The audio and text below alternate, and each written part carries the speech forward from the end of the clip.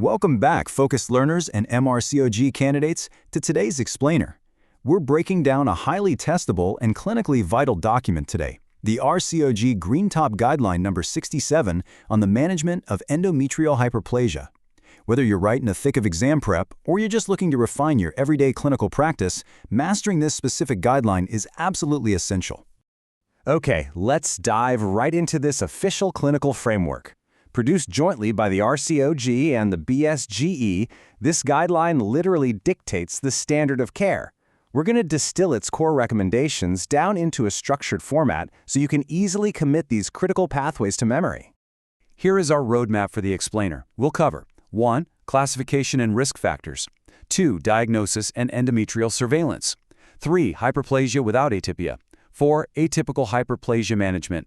5. Preserving fertility.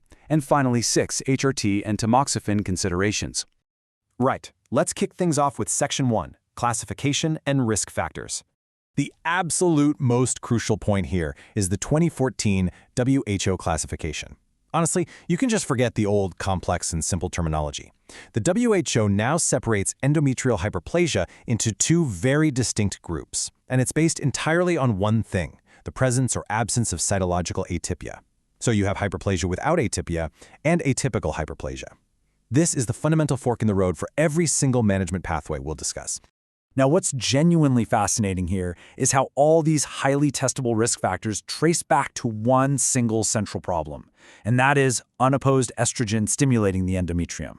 Whether it's the peripheral conversion of androgens in adipose tissue from an increased BMI, anovulation from PCOS, an estrogen-secreting granulosa cell tumor, or drug-induced stimulation from systemic estrogen or tamoxifen, the underlying mechanism is exactly the same.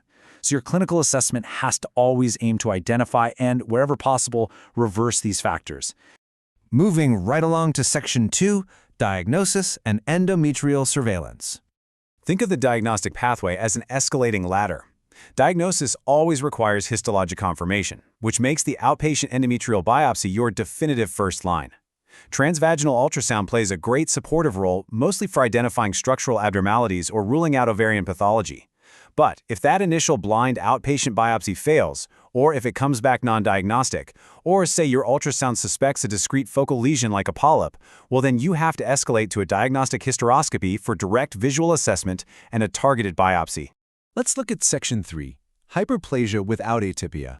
Less than 5%. That is a massively important number to remember because it highlights the exceptionally, almost shockingly low risk of this specific condition progressing to endometrial cancer over a 20-year period. Because the risk is so low and spontaneous regression is actually quite common, observation alone can sometimes be considered, especially if a risk factor like obesity or HRT can be reversed. But you absolutely must inform your patients that medical treatment offers a significantly higher disease regression rate. So when it comes to contrasting medical options for the exam and the clinic, there's a clear winner. The levonorgestrel-releasing intrauterine system, the LNG-IUS, is definitively the first-line medical treatment. Compared to continuous oral progestogens, it achieves a much higher disease regression rate, gives a more favorable bleeding profile, and has way fewer adverse systemic effects. Continuous oral progestogens, like medroxyprogesterone or northisterone, are strictly second line for women who decline the LNG-IUS. And a quick side note, cyclical progestogens shouldn't be used here at all, as they're just far less effective. 6 months. That's the absolute minimum duration of treatment required to induce histological regression of endometrial hyperplasia without atypia. But you don't want to just stop there. If the patient tolerates the LNG-IUS and she isn't currently trying to get pregnant, she should ideally keep the device in for up to 5 years. Doing that dramatically reduces the risk of relapse and really helps manage any abnormal uterine bleeding symptoms she might be having. Now, for your structured exam answers, lock this surveillance timeline firmly into your brain. You need to arrange follow-up endometrial biopsies at minimum 6 monthly intervals. And you have to obtain at least 2 consecutive negative biopsies before you can even think about safely discharging a patient. If you're dealing with a high-risk patient, so specifically someone with a BMI of 35 or greater, or someone treated with oral progestogens, they naturally carry a higher risk of relapse. For them, after those 2 initial negative biopsies, you really should consider long-term annual follow-up. Okay, but what if medical management just isn't cutting it? While we overwhelmingly prefer medical management for hyperplasia without atypia, hysterectomy isn't off the table forever. There are very exact clinical triggers where a hysterectomy becomes indicated for women who don't want to preserve fertility. If the disease progresses to atypia, if there's no histological regression after 12 solid months of treatment, if the disease relapses after treatment ends, if the bleeding persists, or if the patient simply declines to comply with medical treatment or surveillance, well then a hysterectomy is the safest next step. All right, Section 4, Atypical Hyperplasia Management. Now we're dealing with a completely different beast, because up to 43% of these patients might actually have a concomitant underlying carcinoma found at the time of surgery. A total hysterectomy is the definitive standard of care.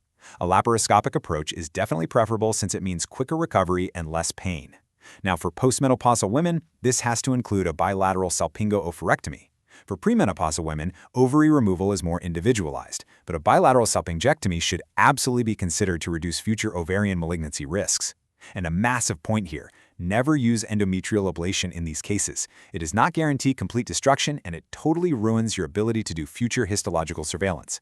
Section 5. Preserving fertility. So what happens when a patient diagnosed with atypical hyperplasia desperately wants to conceive? This is a really high-stakes situation that requires rigorous management.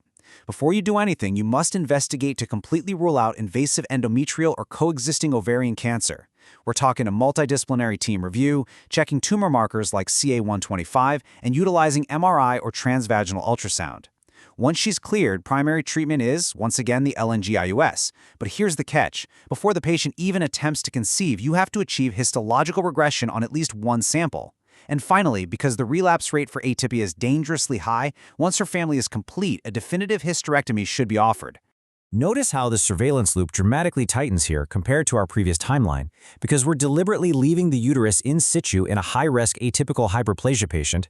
Biopsies must be performed every 3 months until you secure 2 consecutive negative results. And even after regression, because she still retains her uterus, long-term follow-up with biopsies every 6 to 12 months is strictly mandatory until that definitive hysterectomy is finally performed.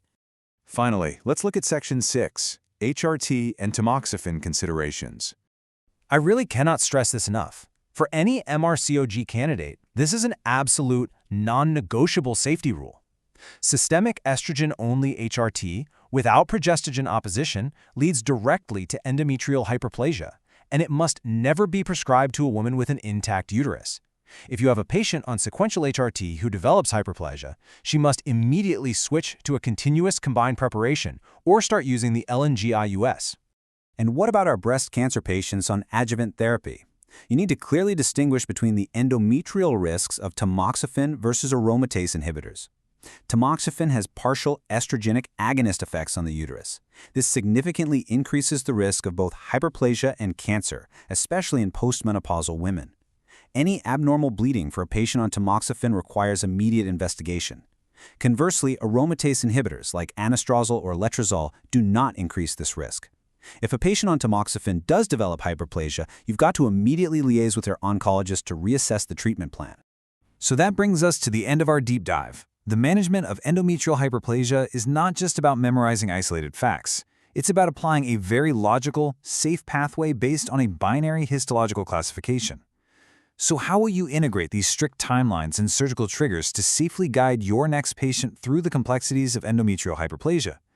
Master this dichotomous framework, internalize those strict surveillance timelines, and accurately recognize the exact triggers for medical versus surgical intervention. If you do this, you're going to navigate both the MRCOG exam and your clinical practice with absolute confidence. Keep learning, stay focused, and we will see you in the next explainer.